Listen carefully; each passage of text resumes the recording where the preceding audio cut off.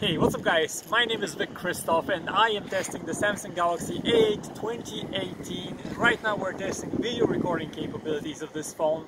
It does not record 4K, it maxes out at 1080p video resolution. So let's move the camera around, see how it adjusts to different light. We have more light up and we just move around the phone to see how it performs in real life conditions.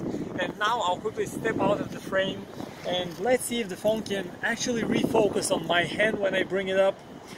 And on the background, this is testing the continuous autofocus functionality, how fast it is, how well it works.